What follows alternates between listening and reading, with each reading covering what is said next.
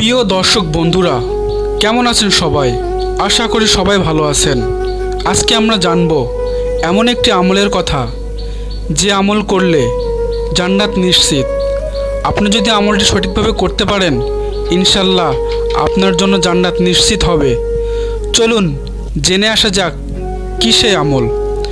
আপনি কি জানেন একটি ছোট আমল আপনাকে জান্নাতের অধিকারী করতে পারে?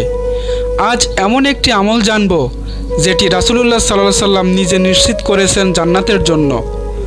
রাসূলুল্লাহ সাল্লাল্লাহু আলাইহি সাল্লাম বলেছেন, যে ব্যক্তি লা ইলাহা ইল্লাল্লাহ একমাত্র আল্লাহকে উদ্দেশ্য করে অন্তরের অন্তরস্থল থেকে বলে, সে জান্নাতে যাবে।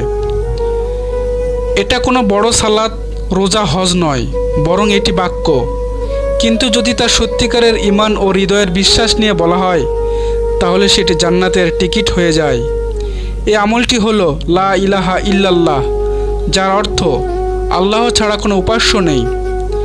এটি শুধু মুখে বলার বিষয় নয়, বরং এই কালেমা যদি আপনি মন থেকে বিশ্বাস করেন, জীবনে আল্লাহর আদেশকে মানেন, তাহলে এটি এমন এক শক্তিশালী আমল হয়ে ওঠে যার বিনিময়ে জান্নাত ওয়াজিব হয়ে যায়।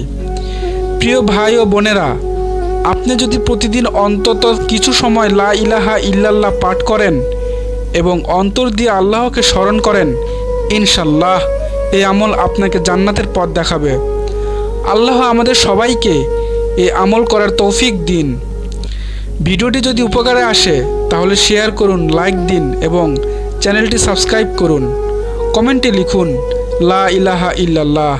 আসসালামু আলাইকুম ওয়া রাহমাতুল্লাহি ওয়া বারাকাতুহু।